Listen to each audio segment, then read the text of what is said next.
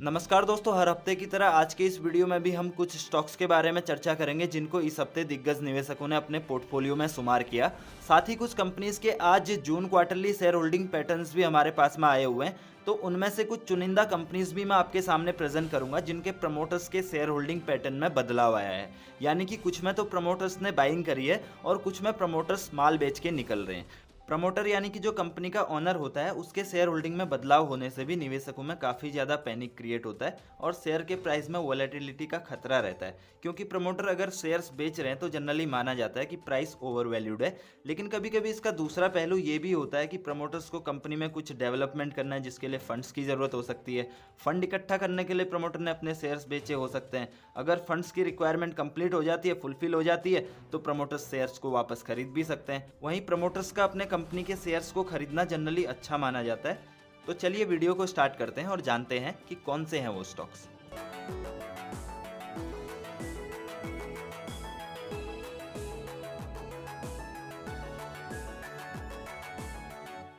तो दोस्तों इस लिस्ट में हमारा पहला स्टॉक है मन इंफ्रा। इस कंपनी में भद्रा विरल जितेंद्र ने बाइंग करी है 15 लाख शेयर्स की 57 रुपये 50 पैसे के हिसाब से, और लास्ट इसका क्लोजिंग प्राइस चल रहा है 60 रुपीज़ 90 पैसे। और लाइफ टाइम रिटर्न्स की अगर इसके बात करें तो 2010 में ये कंपनी लिस्ट हुई थी, जहां से अभी ये 8% डिस्काउंट पे मिल रही है। यानी कि इसने कुछ अच्छा खास परफॉर्म पास्ट में नहीं किया हुआ है। और दूसरा स्टॉक है कामधेनु लिमिटेड।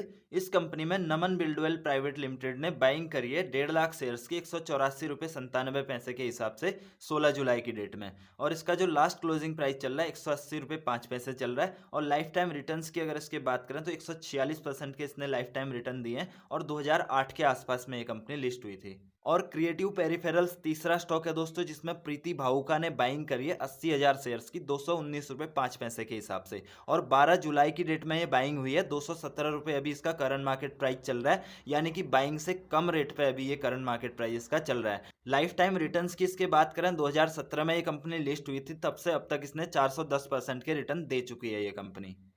और इस लिस्ट में चौथा स्टॉक है दोस्तों बीपीएल लिमिटेड। इस पर्टिकुलर कंपनी में विजित एसेट मैनेजमेंट प्राइवेट लिमिटेड ने बाइंग करी है 2.5 लाख शेयर्स की 41 रुपये 40 पैसे के हिसाब से। और 12 जुलाई की डेट में ये बाइंग हुई है, और अभी करंट मार्केट प्राइस इसका 41 रुपये 30 पैसे चल रहा है। और इसके लाइफ टाइम रिटर्न्स की अगर बात करें, काफ़ी वीक इसने परफॉर्म किया हुआ दोस्तों पास्ट में। 72.09% के माइनस में इसने रिटर्न्स दिए हैं 1995 में जब से ये लिस्ट हुई थी तब से अब तक।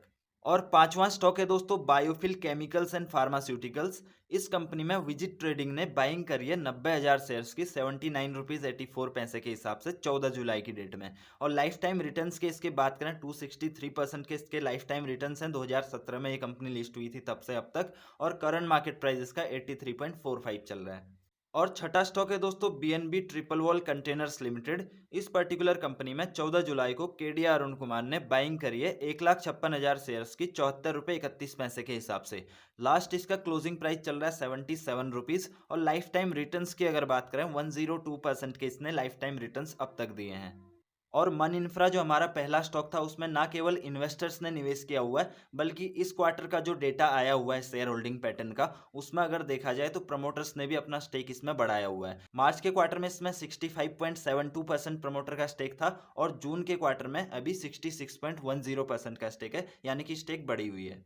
और वेस्ट कोस्ट पेपर मिल्स में भी प्रमोटर्स ने अपना स्टेक बढ़ाया हुआ है। हालांकि स्टेक उतना ज़्यादा नहीं है, फिर भी बढ़ाया है 0.06%। ये एक अच्छी बात कंपनी के लिए हम मान सकते हैं। मार्च क्वार्टर में प्रमोटर्स का स्टेक था 56.29%, जो कि अभी इस क्वार्टर में 56.35% हुआ है। और दोस्तों बजाज फाइनेंस के बारे में जो मैं बोल रहा था कि बुरी खबर है, वो भी कुछ इसी तरीके की खबर है। जो मार्च क्वार्टर में बजाज फाइनेंस के प्रमोटर होल्डिंग थी 56.12% थी, जो कि अभी इस क्वार्टर में 56.03% हुई है। यानी कि 0.09% स्टेक जो है प्रमोटर्स ने सेल किया हुआ है, यानी कि कम हुई है। तो इसका कहीं ना कहीं मार्केट पर नेगेटिव इंपैक्ट पड़ सकता है। मेरा ये बोलने का मतलब आपसे ये था कि दोस्तों कि अभी फ्रेश अगर आप बाइंग करना चाह रहे हैं तो रिजल्ट्स अभी अवेटेड है। तो मेरा आपसे सजेशन रहेगा कि रिजल्ट्स आने के बाद में ही आप इसमें कुछ बाइंग और सेलिंग का डिसीजन करें। नीचे आ जाए तो अच्छा आपको डिस्काउंटेड पे मिल जाएगा। हाँ, अगर आपने होल्ड करके रखा हुआ है तो होल्ड करके बने रहिए। ये तो लॉन्ग टर्म का स्टॉक है, तो इसमें इतने छोटे मोटे मतलब इम्पैक्ट तो शॉर्ट टर्म में आते रहेंगे। तो कुछ ज़्यादा फर्क इसका पड़ता नहीं है मार्केट में। हाँ, हो सकता है कुछ बाइंग अपॉर्चुनिटी आपको इस बीच में मिल जाए। इसके अलावा गुजरात सिद्धि सीमेंट में भी प्रमोटर ने अपना स्टेक कम किया है। मार्च क्वार्टर में 70.26% ये स्टेक था, जो कि अभी इस क्वार्टर में 69.70% हुआ है, यानी कि इसमें भी कहीं ना कहीं गिरावट है आधा % तक की। और सेलजर इलेक्ट्रॉनिक में तो काफ़ी ज़्यादा स्टेक सेल किया है प्रमोटर ने। मार्च क्वार्टर में 35.83% स्टेक था प्रमोटर का, जो कि अभी इस क्वार्टर में 32.63% हुआ है, यानी कि लगभग 2.5% 3% तक प्रमोटर ने स्टेक इसमें सेल किया है। तो दोस्तों ये कुछ स्टॉक्स थे जिनमें से कुछ को तो आप अपने वॉच लिस्ट में रख सकते हैं और कुछ स्टॉक से आप बच के रह सकते हैं। और अभी कौन सी कंपनी अंडर वैल्यूड है ये जानने के लिए लेफ्ट वाला वीडियो देखिए और राइट साइड वाला प्लेलिस्ट देखिए कंपनी की डिटेल एनालिसिस जानने के लिए। और चैनल को सब्सक्राइब करने के बाद में बेल आइकन जरूर प्रेस कर लीजिए। Thank you so much for watching this video till the end. Thank you.